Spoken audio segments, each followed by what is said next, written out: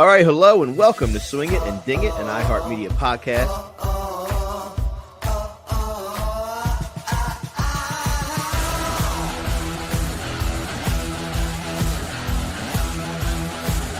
I mean, this is a birdie fest.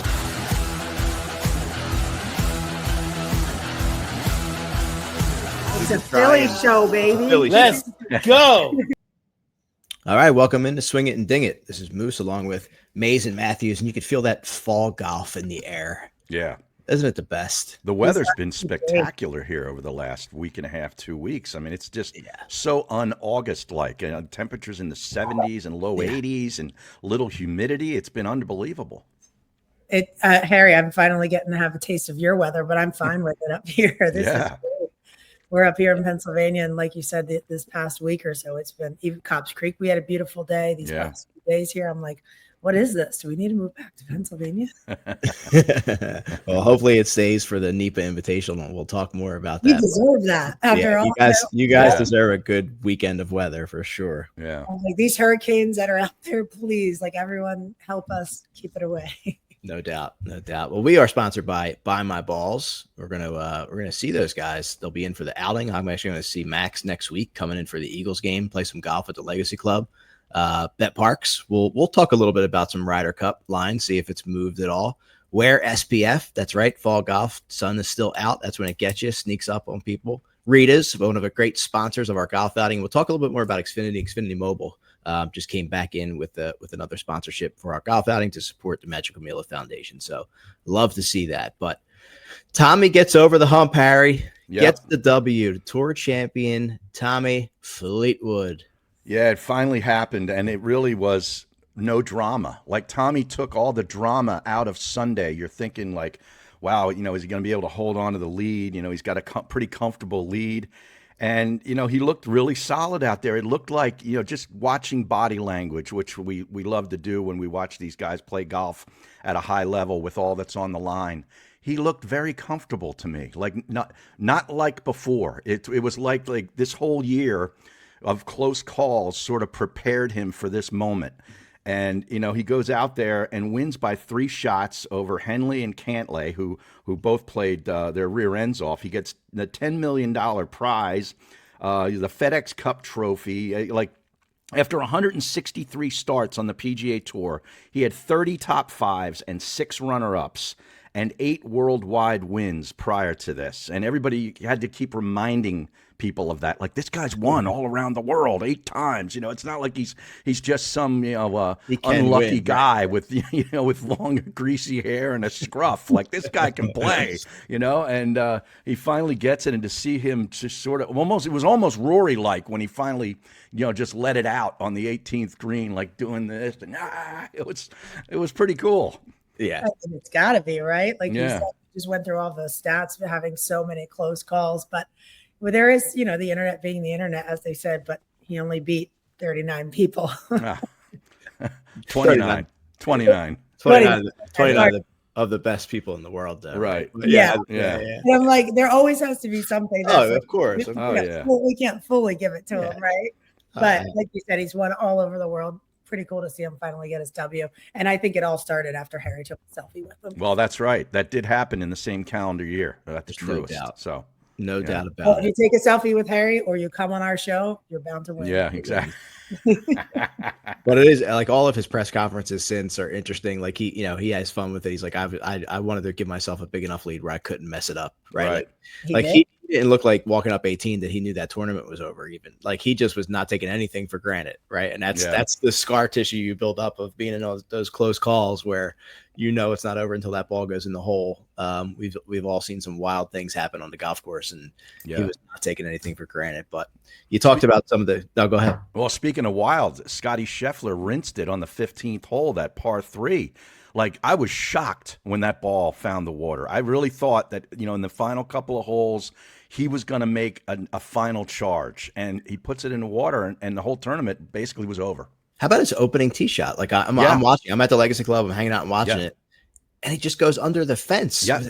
And you're like, what the heck? Was that Scotty? Like, Yeah. even his face was like, did I just do that? Now, I still think he made bogey on the hole, did. right? Which is did. unbelievable. Because remember, we were talking last week about Rory putting it over that fence on the final day and made triple, right? Or double or triple, and ended up coming back to win the tournament.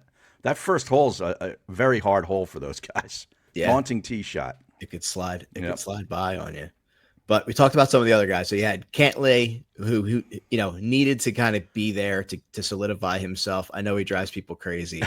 I don't know why what he doesn't drive me crazy, but it does with Harmon. I was talking to the guys at my club. They're like, you're the only guy I know that's rooting for Cantlay right now. I'm like, because I won him on this US Ryder Cup team. I know he drives people crazy. Yeah. I want him to drive them crazy, right? Like that's what he's all about. Yeah. And his team record is unbelievable. Yeah. With Ryder Cup and President's Cup combined.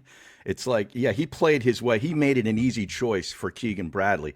It's like when he gets to the playoffs, when the big money is on the line, that guy performs. Like, he raises pulse. his level. Right. Yeah, he really does. And that's what you need in those situations, right? He just is so level, like nothing seems to bother that guy. No. Oh, yeah, he knows he bothers other people. That's what you're alluding to, which is 100%. Great. And Keegan was talking about making those calls, and he's like, talking about each person which we get into, and he goes, called Cantlay, and he just paused and he goes, no reaction, no emotion. Right, yeah. And then they break to show all the pics, and Cantlay's sitting there, no expression on his face. He looked like a hostage video. Literally. Like they're watching that Zoom call, like Sam Burns. Was Sam Burns really alive? Like, I don't know. They might have all been AI, but I was like, what is going on? So many fun. They were like, that's the last face you see before widespread company layoffs. Like, there's so many funny memes with the Cantlay face. But yeah, like you said, Harry Henley, who just is the most unassuming, one of the best golfers in the world I think we've ever seen. Corey Connors, who has been quiet, like he's always up there. He gets a T4. Cam Young, right, with Scheffler. Cam Young had to play well and did. You talked about Burns with a T7 with Keegan. And then JT, and it's funny because Goddard was actually T10 with Ben Griffin, which was interesting. And our guy Morikawa though finished 19th and is skidding into this Ryder Cup. He and Schauffele. Yeah. Oh yeah. But good. If it was only a 1-year qualification, I don't know that those guys would make it because all of their damage was done last year. Yeah. Like it's a 2-year, evaluation period. Schauffele had the majors. Morikawa played much better last year than he has this year. So it's really interesting. A couple of guys coming in like not playing good golf. It's going to be interesting to see if they play at Napa to try to get a tune-up. I think a lot of them probably will, and they need to. No doubt about it. It's going to be good to see that. They'll have that competition going, but it depends. Each person each year is like, wait, I'm going to stay home and come up here to the Northeast, get reps on that grass. But some people are like, all right, let's fly out there and get that tournament. Signing a card is a little bit different. Mm-hmm. Yeah. Well, we talk about Philly golf on this show a lot. Harry's got the hat on. I had the shirt on this morning. There's nothing more Philly golf than Cobb's Creek. And the three of us, along with Powers, had an awesome experience this week. Being able to go over there, you hear about it. You're like, what's going on? Like, when are they doing the court? When are they doing this? But to actually get there, to hop in that gator, to get the tour by Aaron Cook, which was incredible, and to see the grounds it was awesome. I mean, it was a beautiful day, and to really kind of see what's coming together there was really, really cool. Yeah, absolutely. Yeah, feet on ground, like you said, getting in the gator, having that tour, seeing Moose coming up with a couple potential sub logo ideas, just with Aaron giving us all the history of the course was awesome. I can't wait to see what they come up with for that logo. Potential drive-through Wawa. I was like, they're building this course for me, aren't they? This is incredible. The halfway house. Potential drive-through Wawa. How about that? Wawa. I was like, wait, what? Say that one more time. And then I was like, you got to use the old school goose. And she's like, oh, that's what we're using in the renderings. I was like, this is incredible. The 16 green where you can see the skyline in the back, 17, that drop green shooting in, like hitting your tee shot towards the skyline. We even got a little tour right through the driving range with the sprinklers going off on us. A little moment there. It was awesome. Yeah, and then their mission too with the kids and get to talk to them. That was a great day all around. And also to be there on the day where Gil Hanse and Jim Wagner are coming out to start shaping the 16th hole. I mean, we didn't see them. They came a little bit after us in the afternoon, but That was a big day over there. Yeah, really and they'll be there now for the next, I think you said 16 months or something straight, just working on that. But yeah, that's it's crazy the elevation in that place, right? It's unexpected, but that is going to be one of the coolest finishes in golf. Yeah. And so thank you to Aaron Cook, Colby for setting it up. We met Meredith, who was awesome and does a lot of great work with the kids over there. Yeah. That's right. Yeah. I don't want to get she had me nervous. I'm like, I gotta make sure I get the kids' names right. Like I was I'm scared. Joshua, Marquise, and Amber. You got it. Yeah. That's right. Shout out to those young future leaders who are taking advantage of an incredible place. And when Tiger Woods' name is on something, and you see what he's doing with the TGR Foundation, to be able to see people that are benefiting from it in person was really, really cool. It was really cool to watch. Yeah, and this is just the beginning. It's just sort of a soft launch for them over there. I mean, they're just getting geared up for, the fall and the spring of next year when it really goes full tilt. Yeah, that place in the community is incredible. She told us the one story of the one woman saying, I now live on a golf course, where before it was kind of an abandoned backyard. It was awesome. One of the other cool things I wanted to highlight was that Aaron said that they're working close with the tour, and the tour's been out there how many times. They showed us that big course across the way with those 8 holes, and then Moose is talking about the finishing hole. They have the space. They're making sure they're doing everything so it sets up for a PGA Tour style. They're getting one. They got 27 holes. They use a composite routing, and which Aaron was trying to explain to us. It's kind of a little hard to imagine because it's so raw. Like the land is basically just clear to the trees and the brush and stuff. But we got to get back over there a couple months from now, and you'll start to really see it start to take shape. I think that would be really cool. Yeah, well, we have a little package put together for our outing.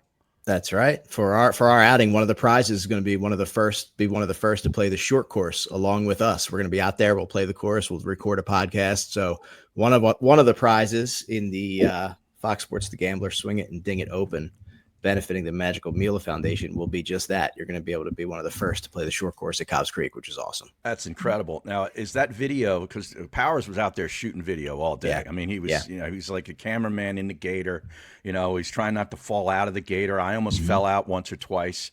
And he's filming everything. Is that video going to be available at some point to put up on YouTube or something so people can see this? Yeah. Mike's working on the video. There'll be some clips with us talking about this now. Obviously, there'll be some footage that's going to be running under this when Sean Bernard puts those videos out for us. So, beautiful. Yeah, absolutely. So that's a B-roll. I got to share some too. I try to upload to his Drive a few times. I might have to just do a shared album or a Dropbox link. Yeah. Very cool stuff. So thank you again to Aaron for getting us out there and really being able to visualize it and see what's coming together. They're getting closer and closer, and it's awesome to see. It's going to be spectacular when it's done. So how about the driving range? What is it? 68 bays with double decker. Yep. Yeah, great restaurant facility is going to be there. Like bar in there. Yep. Really cool. Tremendous. Danielle, you're up in northeastern Pennsylvania. You have a pretty big event next week. Talk to us about how NEPA is coming together. Is anything still needed?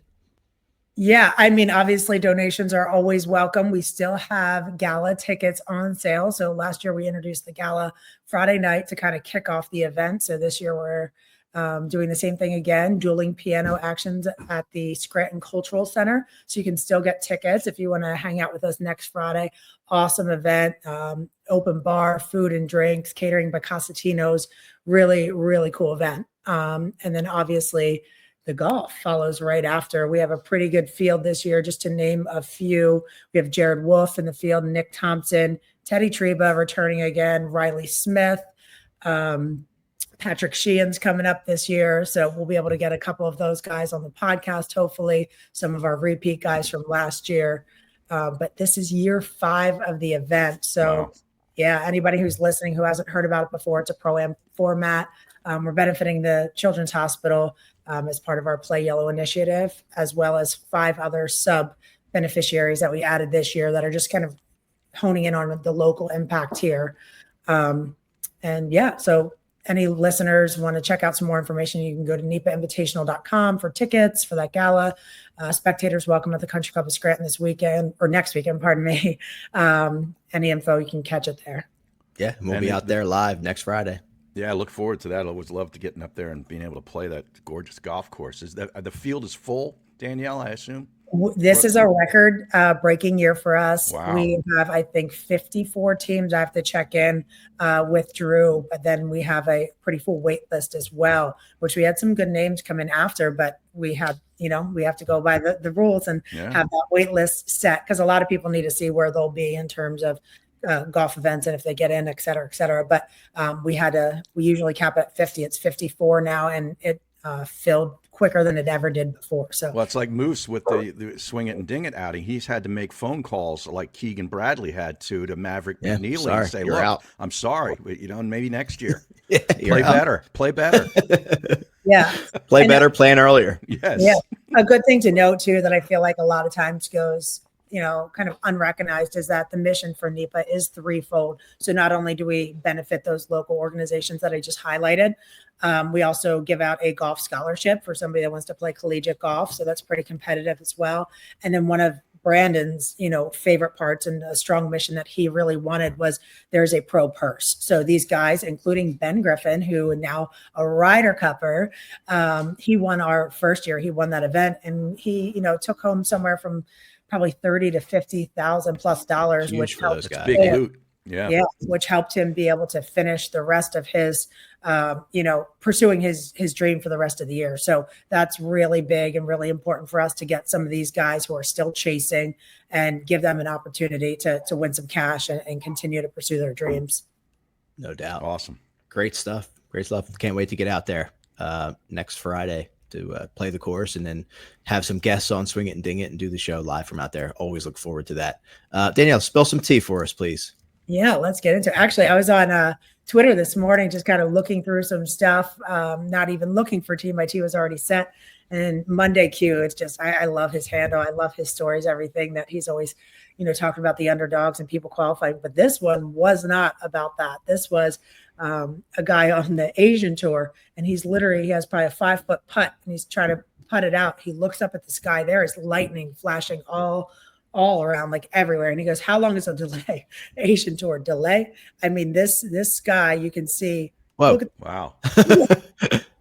That's in Florida. You're called off the course. Like easy. Half before that. And I'm just like, oh my God. So that was just kind of funny. I saw that this morning and wanted to just quick bring that story up, because we know that wouldn't happen. Very cool. I don't know about you guys, but if we can turn back the clock, let's all go to college together at the University of Alabama. $47 million practice facility. It's absolutely insane. And the drone flyover, they didn't even show the inside of the clubhouse, I guess it is. I mean, this clubhouse is bigger than, most clubhouses, probably than the one behind Harry, probably more than we ever see. But I mean, the practice facility, the driving range, the short game facility, like, did you guys see this flyover? Oh, yeah. I have not seen it, but I knew it was coming. I'll send you it. Yeah, they debuted it. 47 mil. Yeah. Like, absolutely insane. And that doesn't even go inside. I'm sure they have, for bad weather, they probably have some indoor bays and everything else. Yeah. It was just insane. Yeah. The amount of money being devoted to athletics in general in these big schools, now that college football has just gone into another realm, is just, it blows your mind. It's wild. It really is. Yeah. We talked about that a little bit. I mean, even just, the collegiate athletes when Drew was on, but it's insane this day and age with where everything is going as a college athlete, and just your opportunity with what you're getting and where you want to go and the facilities you have. Plus just, I mean, I think it was Jordan Spieth. He's like, when we were in college, like, we'd stretch, we'd rotate a little bit, we'd maybe work out or run a little bit. He goes, these guys are coming into college even sometimes with they've been training and working out like a football player since they were like 11. He's like, it's just a new breed of athletes. It's insane. Oh yeah, it truly is. Right? Your kid's 6. You're like, all right, let's start hitting the weight room and getting ready. I need you to get a college scholarship. Wild. Let's talk a little bit about swings. Did you guys see Cam Young, his new hip move? It's a little pre-swing, little like pivot, I guess, that debuted at the Tour Championship. Did you guys see that? I did not. What is he trying to make sure he rotates that right hip back? Exactly, Harry. Yeah, it's not like a Matt Wolf like knee kink or anything like that. And he's got that pause already. He does, yeah. Yeah. So it seems like, those little tiny, elements of his swing he really needs to hyper focus on. That's probably just him as a person, but they paused it, they slowed down the swing. I think it might be on Golf Digest or something, and they kind of hone in, and he just has a little like trigger move that he does. So his swing's kind of been trending all over the place. Well, he's trending. I mean, he's got a win this year, 7 top 10s. He was tied for 4th in Canada, tied for 4th at the US Open. He ends up winning the Wyndham. And then in the playoffs, he was, 5th, 11th, and T4. I mean, he is playing some golf. And, I knew that he would be a selection for the Ryder Cup. And playing this well, getting a win, finally getting over the hump. And with his experience at Bethpage Black, I think he's going to pay serious dividends for them. No doubt. Yeah, I mean, you can see he's incorporating things like this into his swing, working on it. He's paying attention. He wants to make sure he's doing the right things, rotating through, playing well. Like he's working. The kid's putting in a lot of work. His putting is better too. He's starting to putt. Yeah. All right, we were talking about Tommy a little bit earlier. So he won the FedEx Cup. John Rahm on the other side, Liv. He won the season-long individual championship. How do we think they stacked up on course earnings? Who do we think earned more? John Rahm. A little bit, yeah. I'd probably say John Rahm, even though I don't exactly know how much he made. But you think the same thing, Moose? Yeah, I think it's close. Yeah, well, you're right. It is kind of close, but I was the same thing. I'm like, okay, this graphic exists to show that Liv has so much money. Just kidding. Rahm took home $13.8 million season-ending earnings with 0 wins, and Tommy $18.5 million season earnings with 1 win. So. Just showed how they stacked up against each other. And that $10 million purse of the Tour Championship, right? Like, Well, we talked about that last episode, Danielle, that, John Rahm doesn't get a win on Liv. He had 4 runner-up finishes and wins the overall individual title, yet Wacko Neiman had 5 wins out of the 14 tournaments. How is he not the player that gets that money? I was blown away by that last week when you put up when we were talking about it. I think it makes no sense. No sense. You're like, how does that math isn't mathing? But then Rahm's team, he and his team won the team competition last week in Michigan. I forget what the name of the team is. The Legion. Legion 13. Legion there it is. Yeah. Legion of Doom. Good job, Moose. Thank you. I think it's Lindros, Leclerc, and Renberg, right? They're the Legion of Doom. Little hockey there. I love it. Now, do you have any gear of Legion 13? No, I logo? do not. No? I do not. No. Well, I only support the cliques. That's there it. You go. I got to go with the Range Goats just because of affiliation with Jason. And the Range Goats is just a pretty cool name, I think.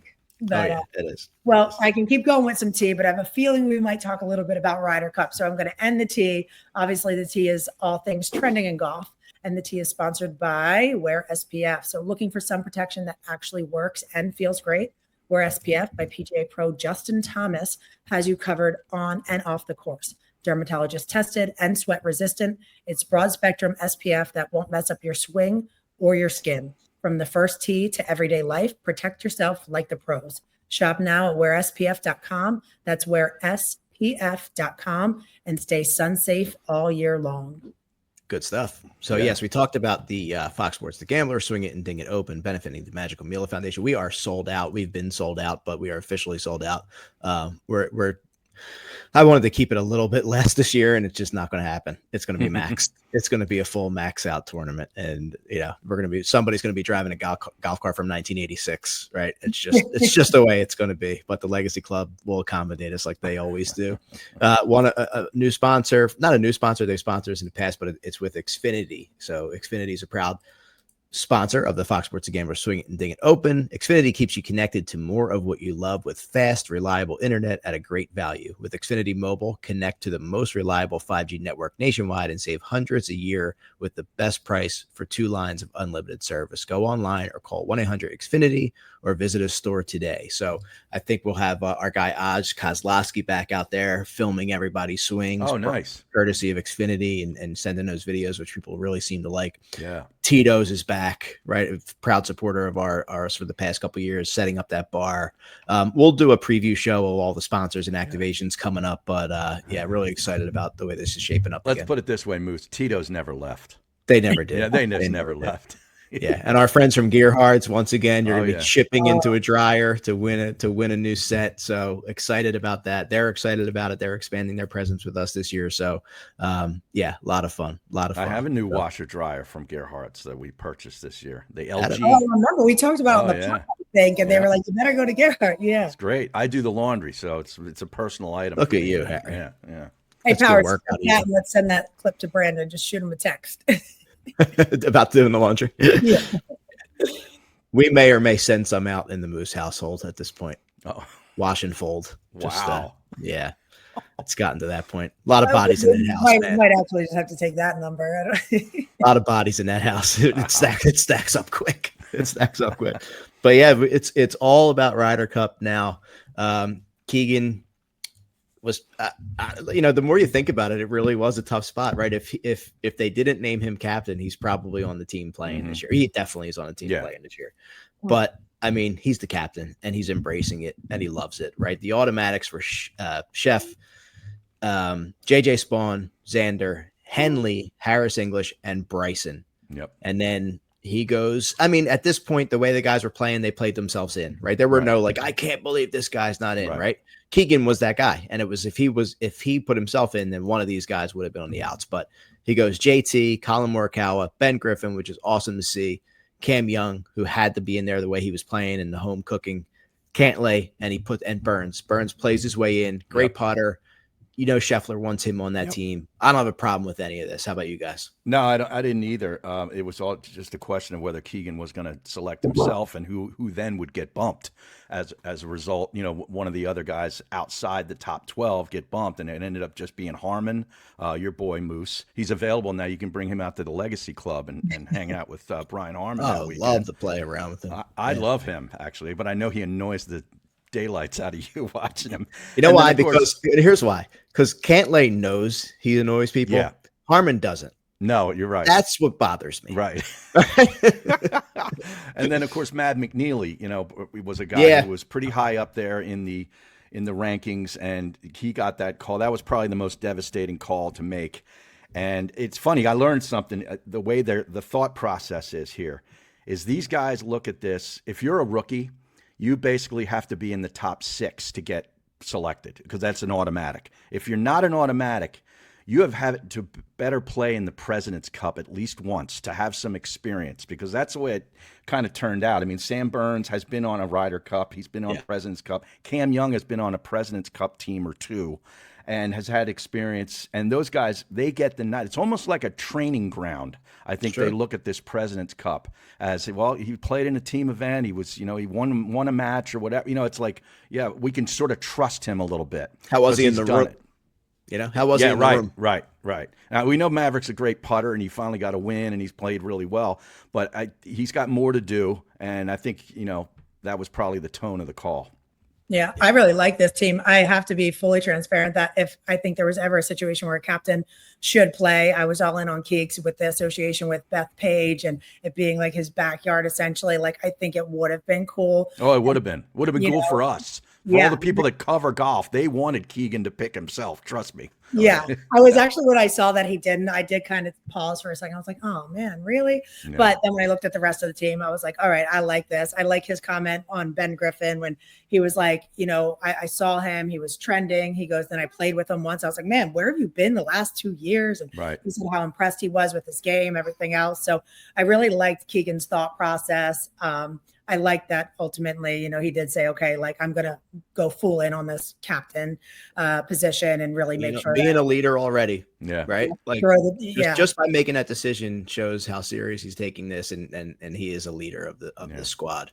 Yeah. And he knows that course in and out. So he can really, kind of fall into that captaincy and be like, all right, play this hole like this, et cetera, et cetera. He'll know whose game fits, what type of, hole and position and match. I think I'm excited. I think it's going to be a really great Ryder Cup. Yeah, and with the Ben Griffin thing, obviously he's a rookie and has never played in the President's Cup.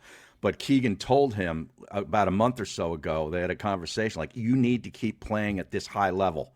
In other words, to make it easy for me to pick you, because if not, if he kind of fell off a little bit like Mav McNeely kind of did. I know Mav had one good play. I think was it the BMW or the FedEx or the one in Memphis, played really well. And I thought that might have been enough to kind of get him in. It evidently wasn't, obviously. But it was like Ben Griffin just kept in. He was like my top 10 machine.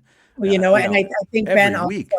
Yeah, he knew what boxes to check too. When we saw all those little PGA Tour behind the scenes with Ben Griffin, he had led. He was coming out of like the trucks, like the therapy trucks, where all the he can go and get stretching and this and that. And he goes, I figured out where all the top players were each week, and they're always here. They're always doing this. They're always doing that. He's like, so I'm doing the same thing. He's surrounding himself with these guys. He was making sure he passed Keegan, like as they were filming him. He's like, what's up, Captain? Like he made sure he set himself up in a position, not only from his performance on the course, but off the course, being surrounded by them saying, look, I'm putting in the work. You see me here working out. You see me here getting, everything, prepping, making sure my body's taken care of. He made it a really easy pick. That and plus overdosing on creatine. Yeah. Which parlayed into a sponsorship. Honestly, he made me a genius that he was like, you must love that, Moose. The fact that he had a creatine rock, and I think they're a local company too. Are Powers. they? Powers. We got Powers to needs to get him on it. But Harry, you're Captain Keegan, Team USA. That first guy to grab the ball and put his tee in the ground, the opening tee shot. Who is it for you? Because I know who it is for me. The opening tee shot, outside of Scotty Scheffler, I can't really think of anybody. It's Bryson for me. Oh, it is? Okay. Put it in the ground and send it towards the green and get that place going. Well, that crazy. first hole's a dog leg right. I mean, he would have to basically aim for the green and go and over. Imagine if he drives the green. That would be unbelievable. That's what I would tell him. Tell him to do, and just go and get that place. How far is that hole? Yeah, I don't think that's a bear of a hole. I think it's a matter. Yeah, I played it, and I actually I went a little bit right, and you can hit it, and your second shot's it's not super long. I forget what the yardage is, but you can go over those trees and go right at that green. There's no doubt he's not going to do that, but that place would go absolutely insane. Yeah, that'll be on the course, of course, in a couple of weeks. If that was an option and he did that, let's just start berating Keegan on all social media saying have Bryson drive the green. That'd be so America. It really would. Have you seen the uniforms, the Ralph Lauren? I thought Danielle might have already done an evaluation here. I don't like them. I don't love the early, the practice round stuff. When they get into the competition days, they're okay. You get a little better. Well, I thought Draddy see them on. Great job with it the last Ryder Cup. Yeah. We'll see. Cool. I mean, we'll see how it looks on. The first hole is a par 4, 430 yards. Yeah. That's what ours is at the 1912 club. So similar shape too, Harry. Yeah, it is kind of. And it's downhill. Like it kind of is when you think about it. There's trees on the right. There's not as much elevation or a change in elevation as there is at our holes are like big tilt. But you come down off the tee. That's the only thing. It's a downhill shot off the tee, and then it levels out. But can't wait. Looking forward to it. We will be back next week. We're actually going to do a show during the week, and then we're going to be live out at the NEPA Invitational. And then maybe the week after that, we'll do a full kind of preview of the outing and dive into all the different contests and everything else we're putting together for this. But really excited about it. Well, I got it. It wouldn't be an episode if I don't take a soft shot at Rory McIlroy. After the Tour Championship, where he was kind of ho-hum in the middle of the pack, never really did too much, didn't look too enthused. He didn't wait around for his buddy Tommy Fleetwood to collect his first win. In fact, he was gone in the jet with his little buddy Harry up to New York to watch one of the opening rounds of the US Open tennis match. Yeah, seriously. How about that? Come on, man. You can jump in a private jet anytime, hang out for a couple hours, and congratulate your mate on his big win, and then take off. I hate to do it to him. That was a disgrace. Hate to do it to him. Come on, Danielle. I know you agree with me. I know. I was like, well, if I had plans, well, you know why? Because I had a similar situation where we were at the NEPA and we're waiting. It went to a playoff, and I had tickets to opening night Eagles Cowboys. Yeah, and I'm ready to go there, and I had to stay for the playoffs, and it kept going into a playoff, and I'm like, "Are you kidding me? I'm missing this game!" And I ended up giving my tickets to Michael Collins of ESPN.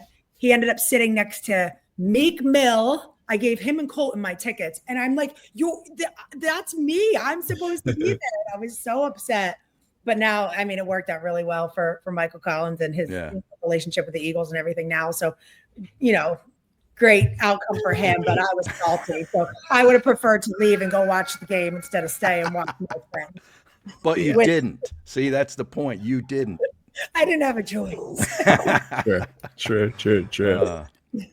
One and done winners, right, Harry? That's wrapped up. Yeah, that wrapped up at the Tour Championship. The top 6 finishers were as follows. Art Vandelay on the pool, the importer-exporter from the Seinfeld show, won the overall prize.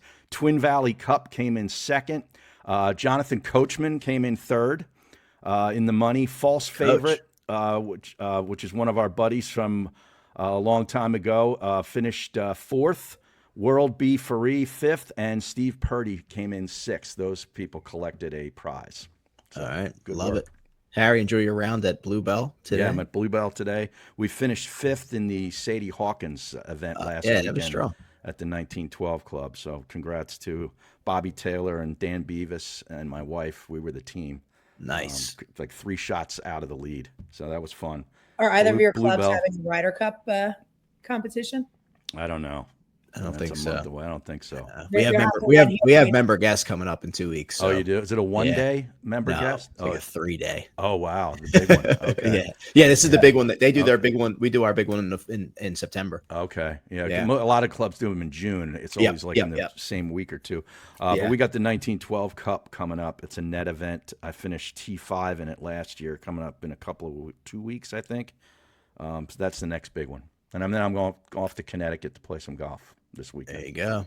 All right. Good stuff, Danielle. See you in person again next week. And we'll talk to you guys. Thank you for listening. See you next week.